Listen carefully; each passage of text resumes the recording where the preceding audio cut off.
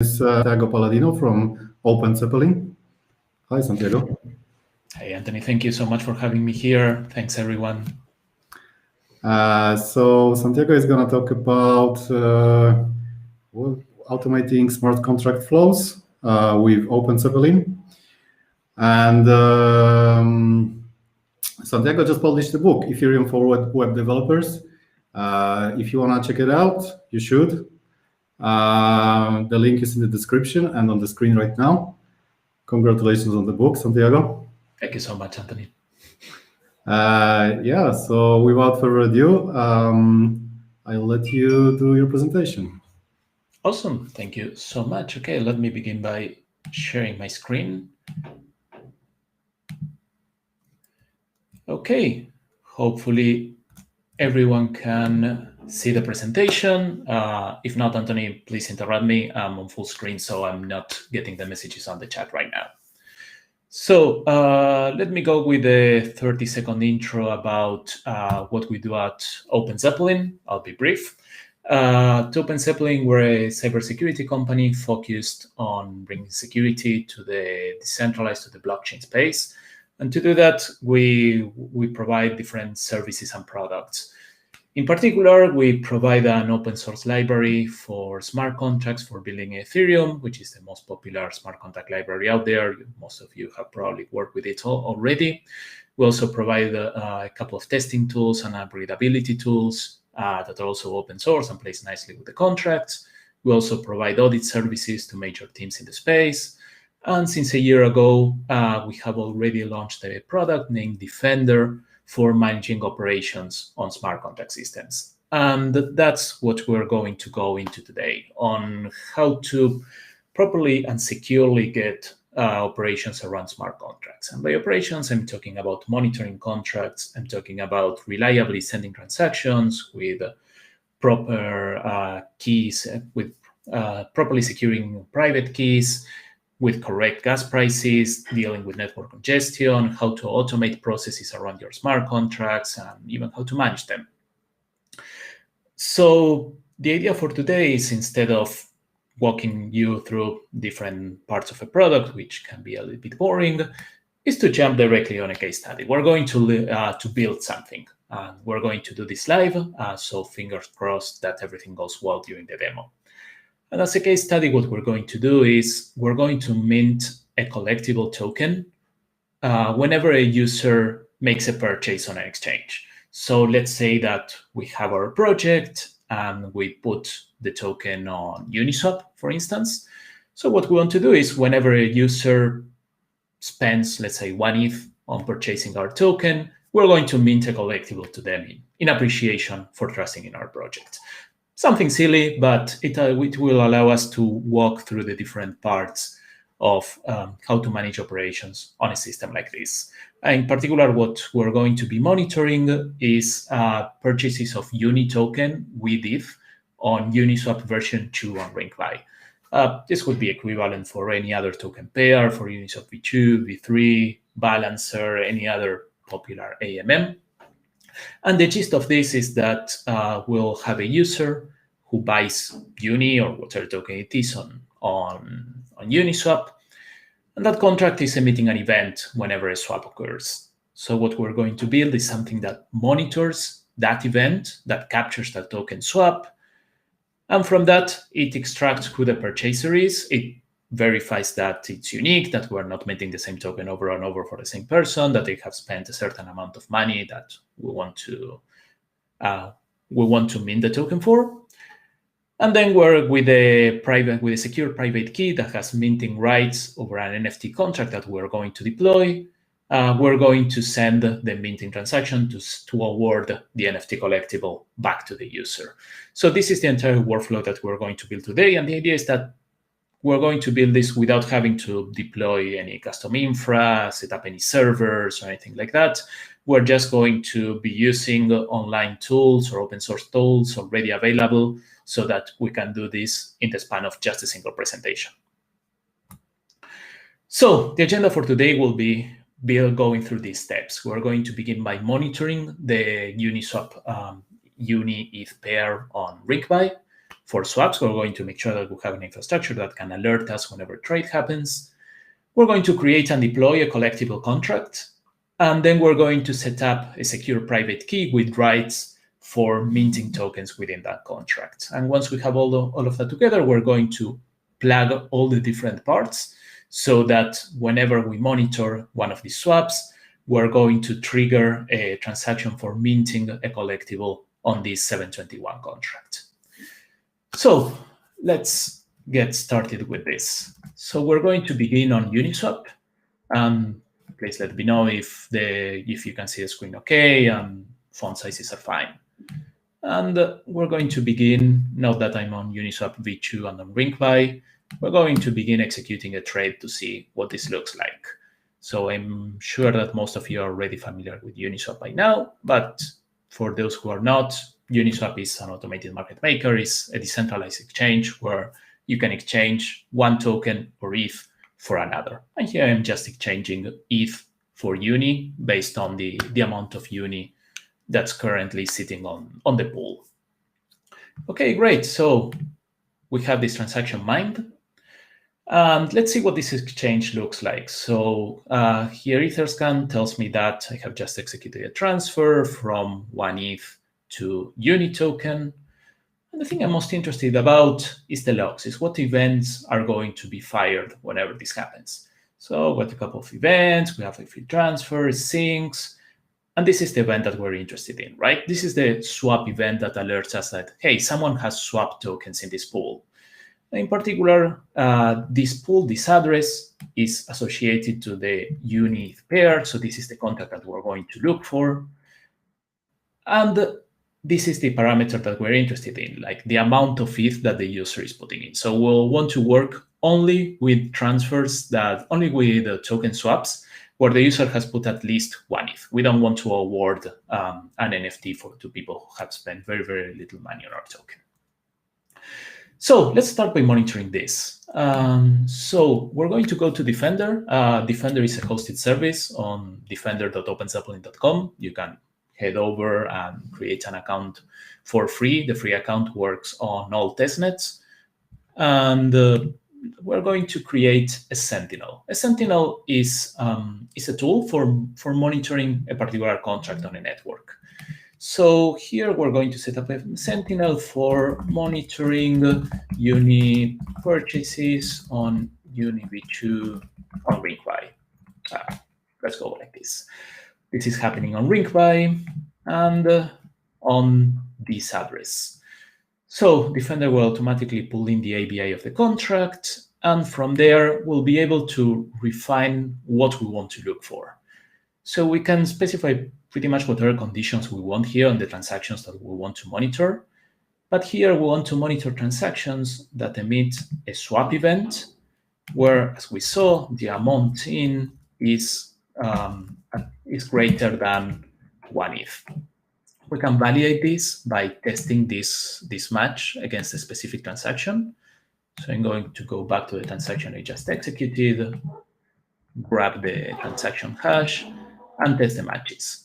And this is probably going to fail because I sent exactly 1 ETH, and here I'm specifying strictly greater, so I'm going to fix that. Sorry for the hiccup. And great. So now Defender tells me that, yeah, this transaction matches the conditions I have specified. So whenever a trade occurs, this sentinel is going to match on that swap, assuming the user has at least put in 1 ETH. Okay, we're going, and now we need to define what we want to happen when this trade occurs. We're going to begin with something simple. We're just going to trigger an email message and the Discord message. I have already configured my email and a couple of Discord server and Slack server. You could also include Telegram here and a couple of others. And I'm going to instruct Defender to alert me right whenever any of these trades happen. You can add some debounces or wait for several occurrences of the event to happen before you are alerted. Here we want to get alerted right away. So let's jump back to Defender. We're going to run another swap. I hope there is enough liquidity to keep playing with this. If not, well, we're going to have to sell back some Uni into the pool. And okay, so we have this transaction pending. As soon as it gets mined, what should happen is that the Defender Sentinel should pick it up and alert us via email and via Discord. In particular, for Discord, I have a testing Discord set up. So whenever the transaction gets processed, we should be getting a message here under production notifications. Here it is. Trust me, it's 10 a.m. here in Argentina. This is from right now. And we get the information on the transaction that was executed, what the sentinel that captured it, what was the event, the conditions, and basically all the information associated to the transaction. Okay, so we're good with the first step. Let me jump back right here. Okay, we don't have any questions so far. Cool. So we have set up something that alerts us whenever there is a swap that we're interested in. Let's go on to the second step. We're going to create a non-fungible token, a contract for an ERC-SEN21, so we can use it for minting collectibles for anyone who interacts with this pool. To do that, I'm going to use the Contracts Wizard. Contracts Wizard, if you're not familiar with it, it's a free-to-use tool. It's on wizard.openzeppelin.com. It allows you to very, very quickly set up a new contract, a new token contract. We support ERC-20, SEN21, or 1155. Let me bring up the metadata URL that I'm going to use for this token. I'm going to name this token, let's say, Defender Demo. It's going to be a DD token. And I want this token to be mintable. And I want this token to be managed by the access control library in OpenZeppelin. So the access control library allows us to define different roles for a contract. In particular, used here, it allows us to define a minter role, and any address who has this role will be able to call the SafeMint method. SafeMint method is just a method that mints a certain token ID to a target address. So the idea is that by using the wizard, we don't need to set up a new Hardhat project. Not that we don't like Hardhat, it's an awesome tool, go for it. But for doing something quick and dirty like this, it works pretty well, or it allows us also to bootstrap our project. We're going to export this to Remix. You also have the options to download the project altogether if you want to start using it on a local project. But for now, we're just going to go ahead onto Remix and use Remix for deployment via MetaMask. So Remix has already picked up the code we have exported from the wizard. We have the compiler running. And so we're going to deploy using an injected Web3. Injected Web3 is basically MetaMask here. Okay, we're going to go ahead and deploy the Defender demo contract and run deploy. This is going to bring up a MetaMask prompt, which I have to accept. And so as soon as this transaction gets mined, we should get our Defender demo and ERC-SEN21 token deployed. So we're going to wait for a couple of seconds until the transaction gets mined. And the next step, after we get this token, well, we're going to verify it first. Then we're going to create a new externally owned account that we're going to use as a minter, and we're going to grant it minting roles within the NFT contract. But for now, okay, it seems like it's taking longer to actually deploy the token than to write the contract itself. But okay, I guess that we can leave this transaction running and jump onto the next step, so we're not stuck here. We can go back to this in a minute. Let me see if we have any questions so far. No, we're good. Okay, finally, here we go. We got the deploy transaction. Sorry for the delay. So we have the Defender demo contract deployed. Let me grab this address and save it for later. And something else we're going to do is we're going to verify this on Sourcify. If you're not familiar with Sourcify, think of it as an IPFS-based site for source verification. Similarly to how you verify the source of your contacts on Etherscan, you can also do this on Sourcify. and Sourcify is powered by IPFS behind the scenes. So I'm going to verify this contract on RinkBuy. Cool, contract. Okay, we have another contract with the same bytecode previously verified, which is cool. Okay, great. So now we have this contract deployed, and we have it verified on Sourcify. So we have the NFT ready to go. Second step is ready.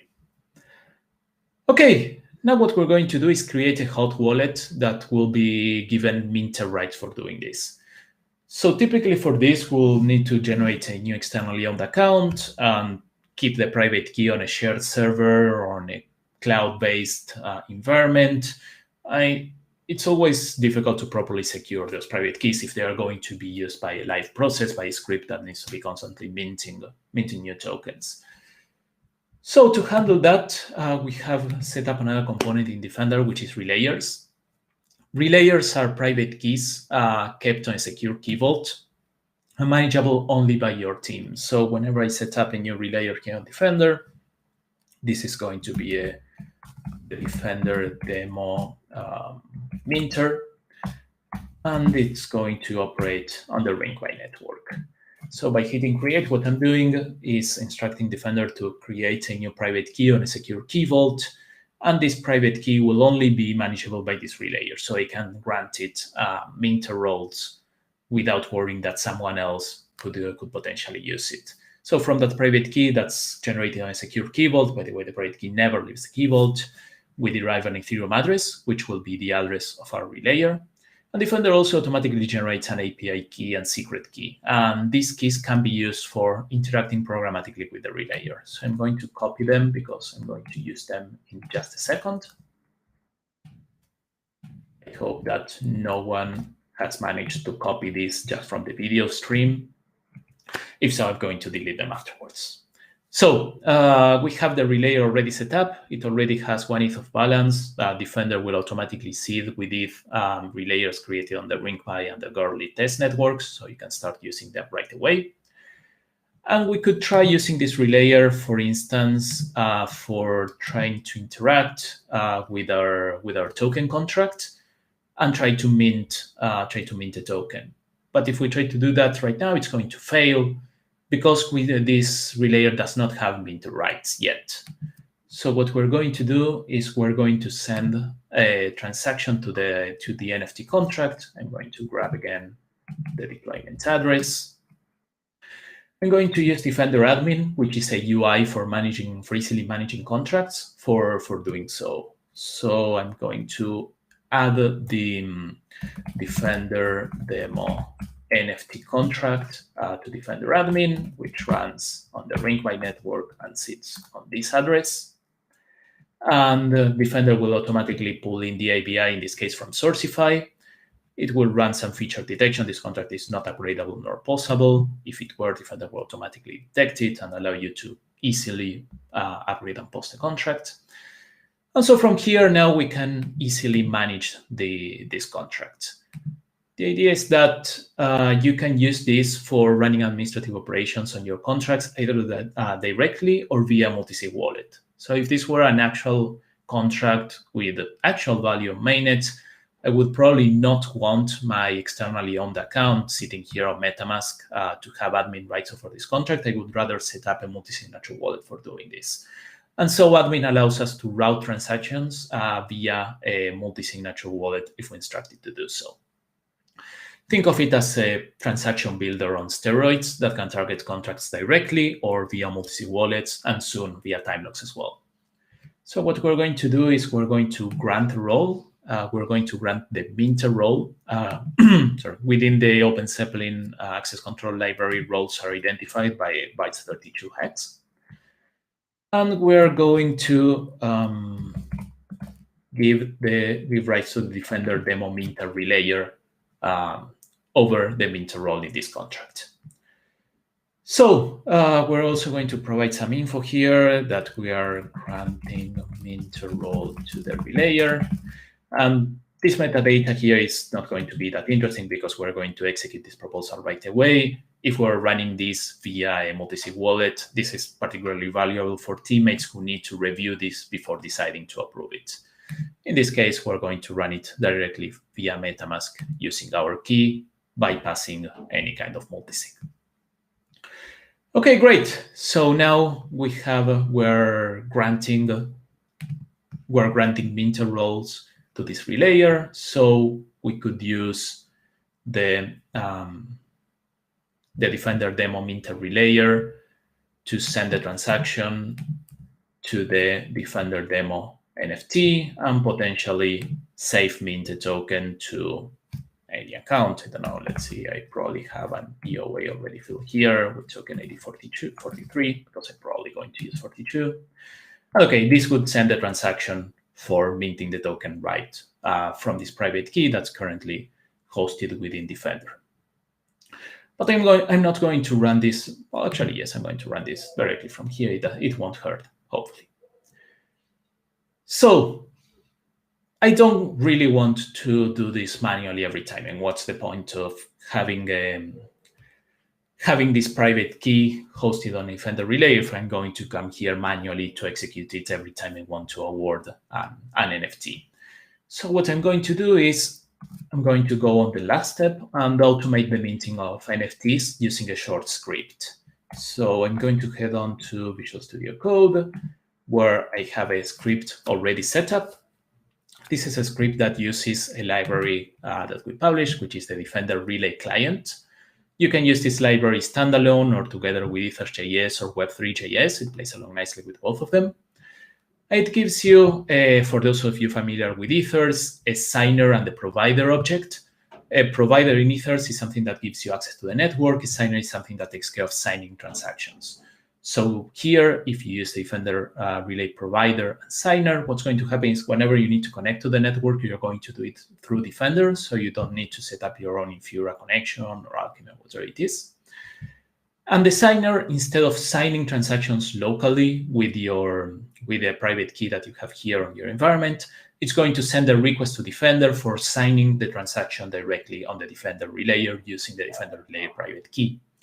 And Defender will take care not just of signing, but also for assigning a nonce to your transaction, assigning a gas price based on different gas price oracles that we're currently checking, broadcasting your transaction through different network providers, and then keep monitoring the transaction to make sure it gets mined. If it doesn't get mined in a certain time span, what's going to happen is that Defender will keep resubmitting the transaction until it actually gets mined. It will be resubmitted with increasing gas prices.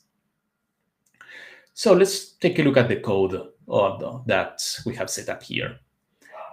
So we have defined a function. It's going to take a recipient address, a signer object, and the storage. The storage is just a key value store that's available within the Defender environment and allows us to basically store small string-like values. We're going to use that to detect whether we have already minted a token for a particular address or not. So the logic is going to be pretty simple. We're just going to check if we have if we have already stored an entry for this recipient in our storage. If we have, we're going to bail. We're not going to mint the token for the same user over and over again. And if so, we're going to mint a token. We're going to use the same recipient address as token ID for simplicity. We're going to create a new Ethers contract object, which is going to use the Defender signer. So it's going to route the transaction via Defender. And then we're just going to call the SafeMint method as if we would do on any Ethers.js script. So after you have set up your signer, this is a regular Ethers.js script. It has nothing particular. It has no changes required to place nicely with Defender. So we're going to send this transaction. We're going to store on the key value storage that we have already minted this token for this particular recipient. And that's it. Basically, we don't need to do anything else besides, I almost forgot, set the proper NFT address. Okay, and I also have here a small script that's going to set up all dependencies and call the main function. It's going to mint a token for this test recipient for this test address I have set up. It's going to grab the API key and secret that the Defender relayer generated for me in order to authenticate with it. By the way, you can rotate these keys as much as you need. Just create the provider, the signer, set up a mock storage for playing around with this locally, and just run. So let's see if this works. This is going to run the script. So what's happening here is that we're running through this logic.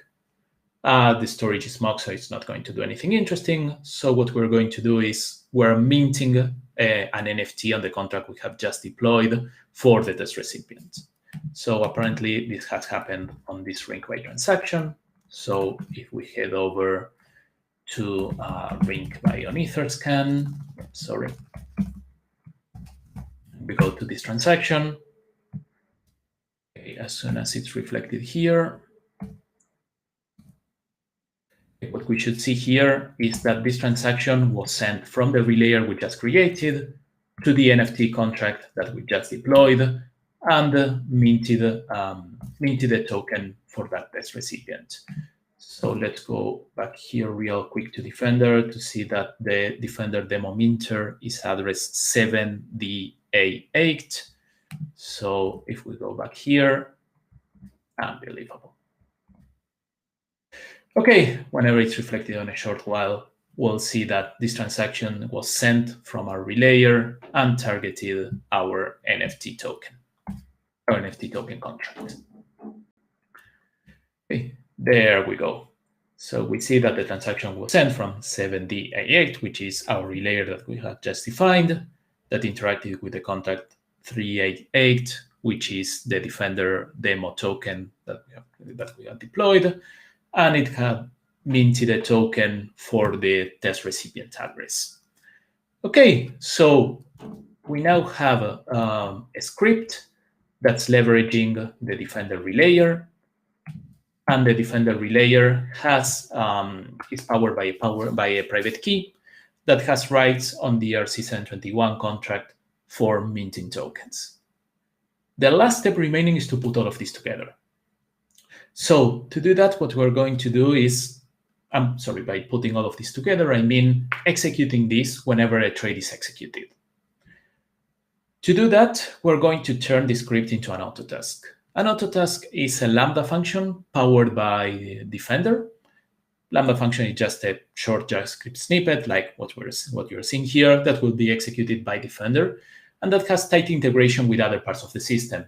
So we can use autotasks either to execute them on a recurring basis or trigger via a webhook or by a sentinel.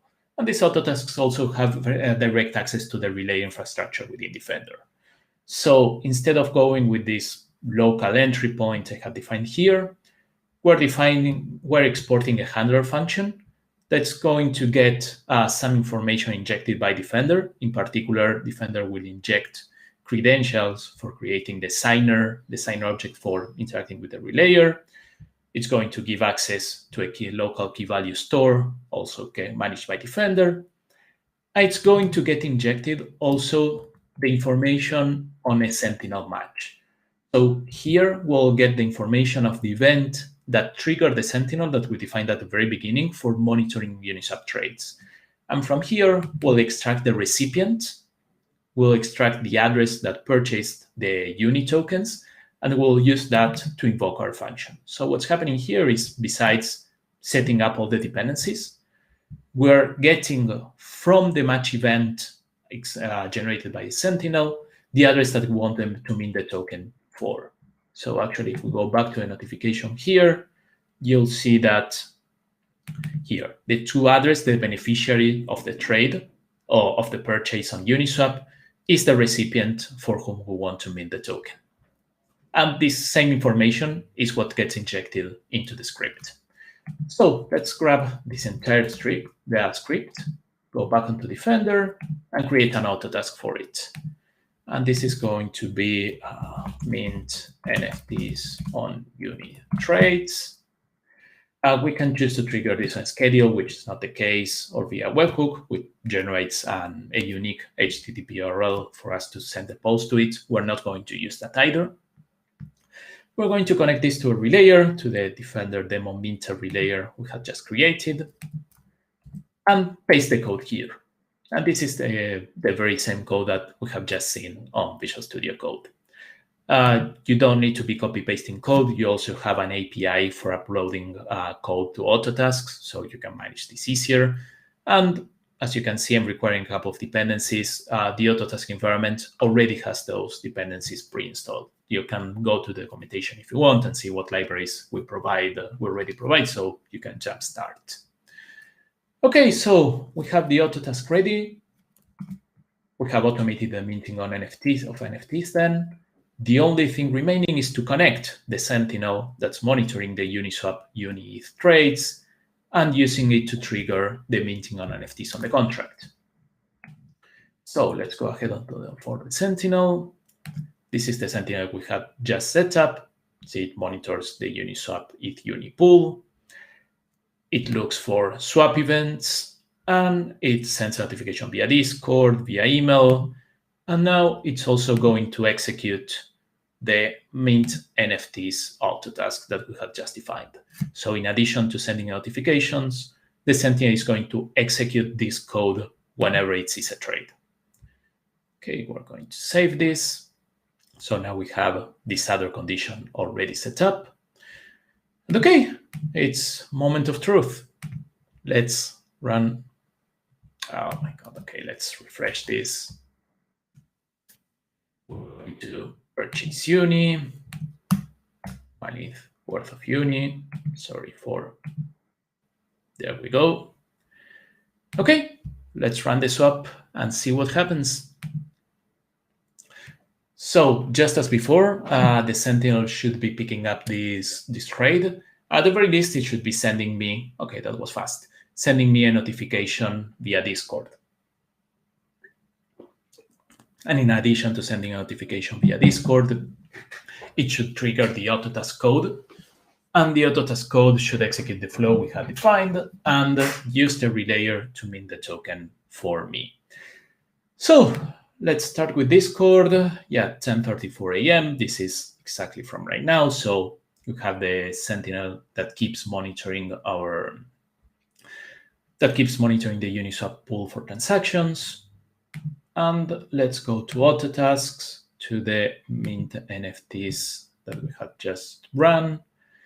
And we have a run from just a few seconds ago, triggered by a sentinel. And if we inspect its logs, we see that we have received the match.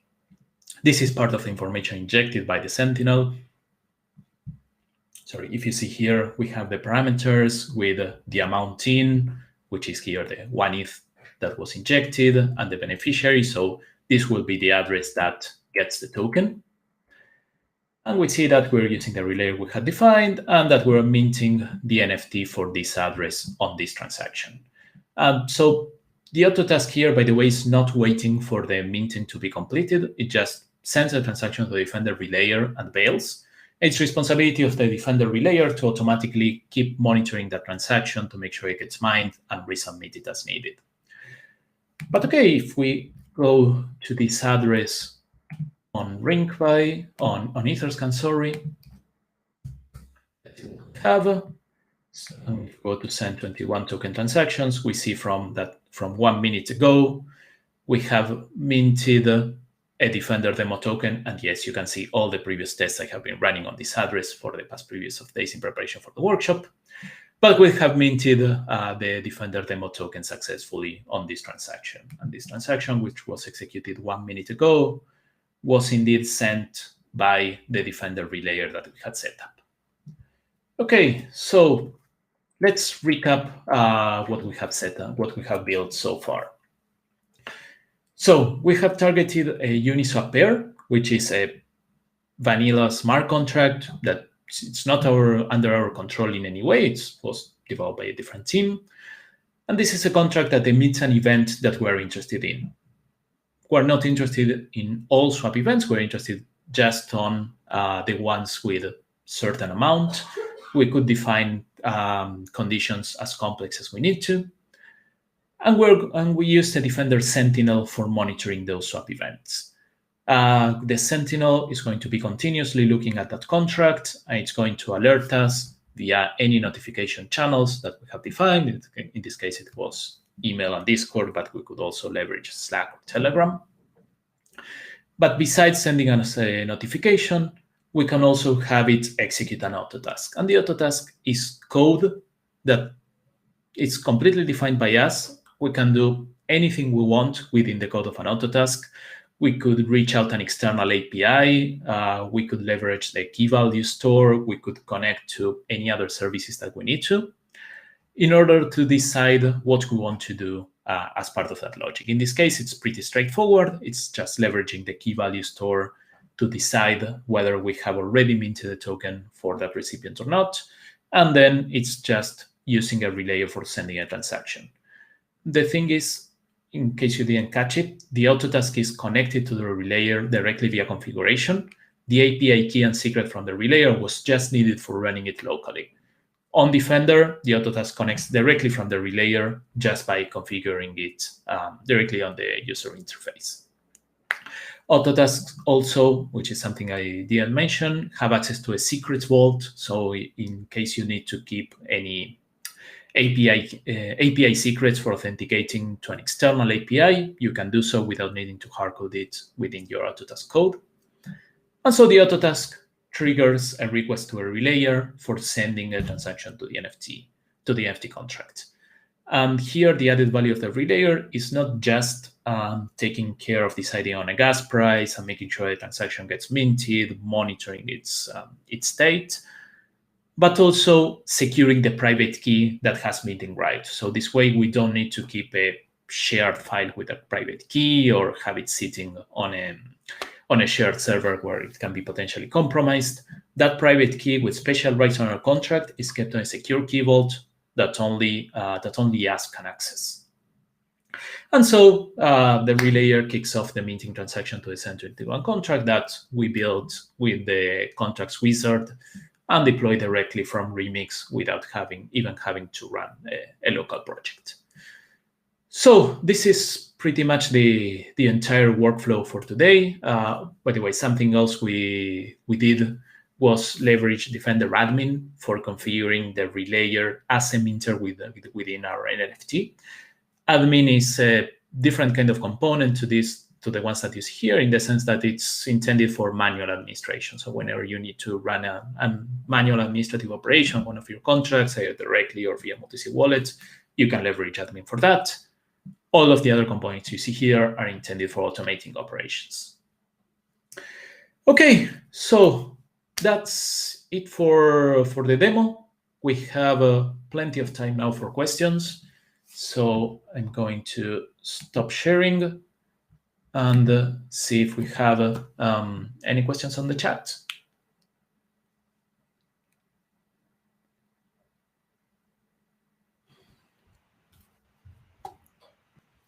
Hi, Santiago.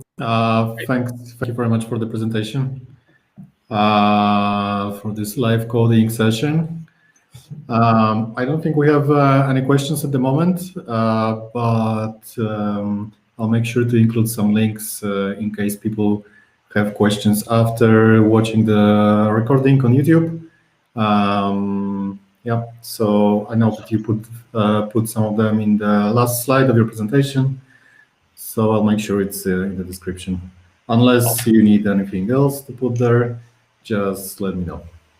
It's perfect. Thank you so much, Anthony. Awesome. Yeah, so thank you very much for taking the time to be here. It was a pleasure.